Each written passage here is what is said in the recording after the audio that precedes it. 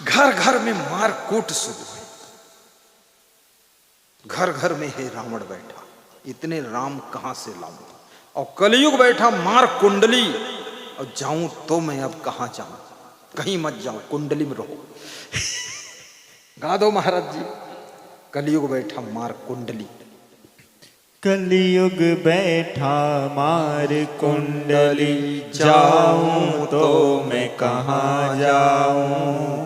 अब हर घर में रावण बैठा, इतने राम कहाँ से लाऊं, इतने राम कहाँ से लाऊं।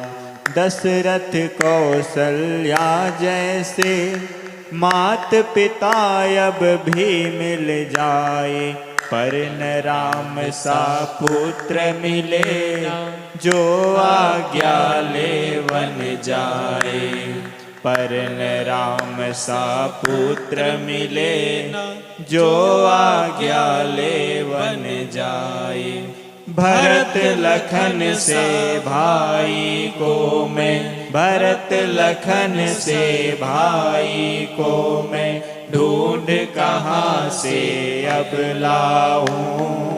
अब हर घर में रावण बैठा, इतने राम कहाँ से लाऊं, इतने राम कहाँ से लाऊं।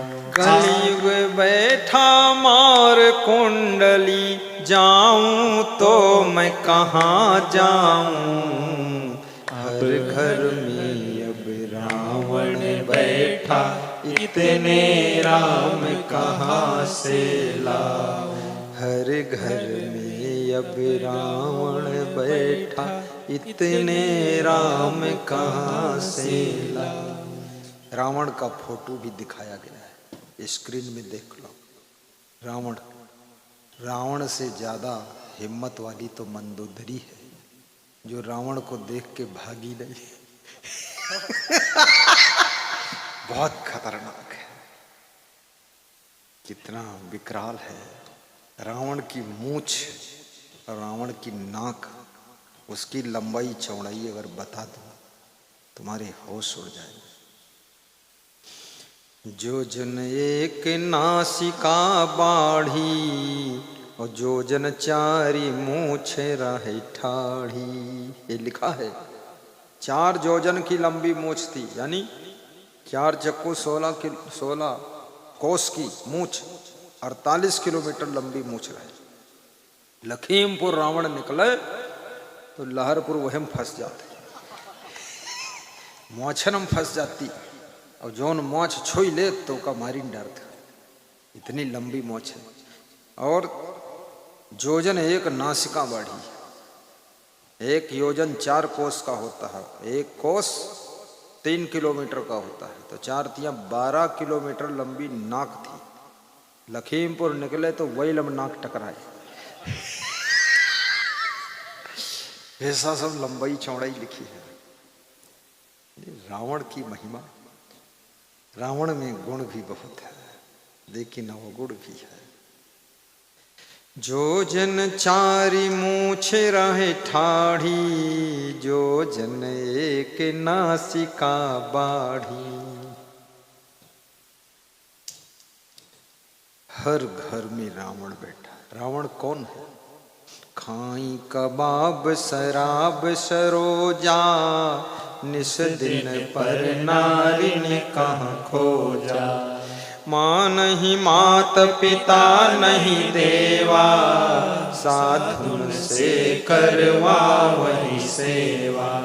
जिनके यस आचरण भवानी, ते जानहु निश्चर सम प्राणी।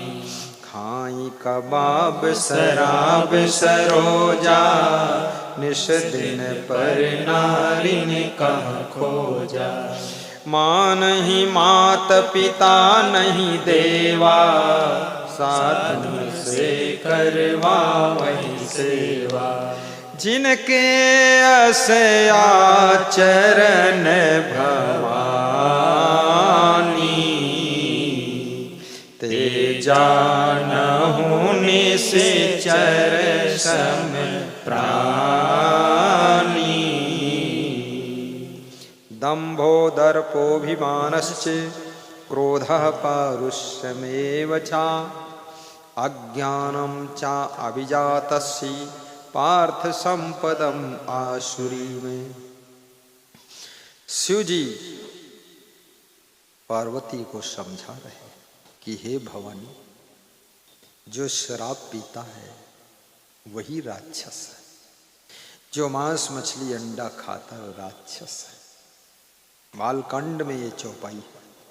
जो माता पिता को सताता है वो राक्षस है, जो साधुओं को कष्ट देता है वो राक्षस है, और जो धर्म कर्म मानता ही नहीं वो राक्षस है। कृष्ण कहते हैं अर्जुन, वो व्यक्ति असुर है।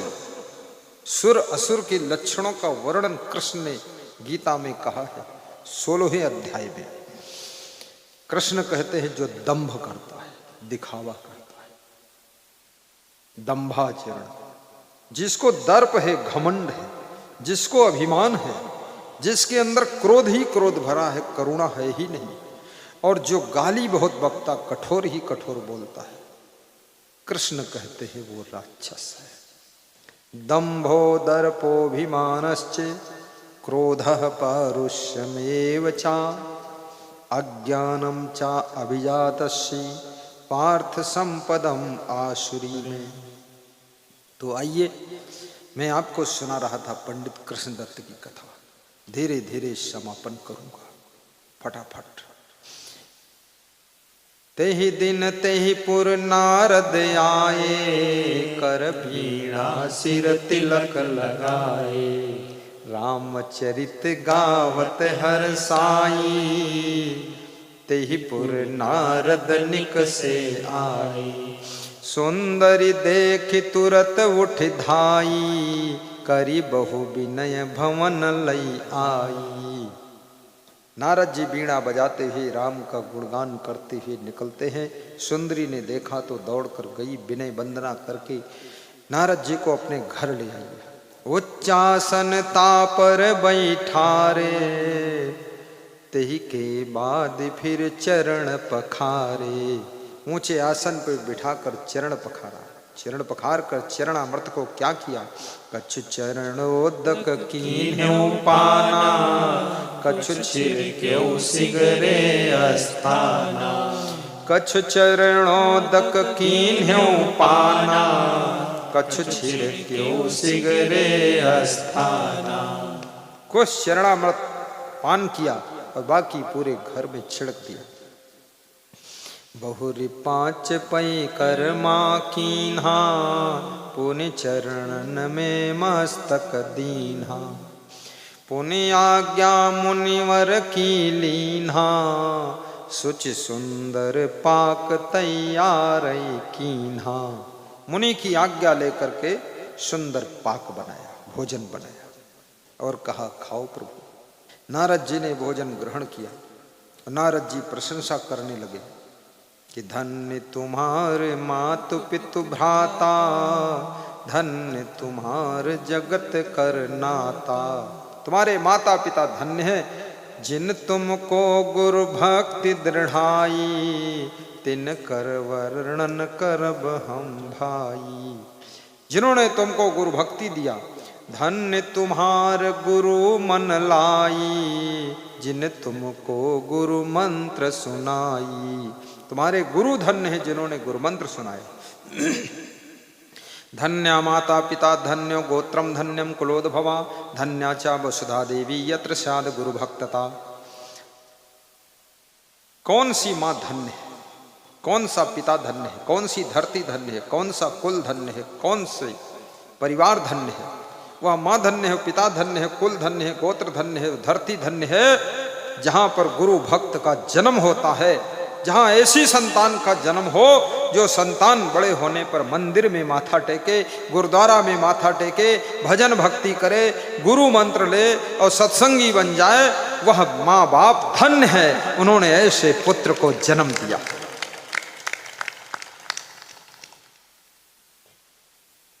धन्य है माँ।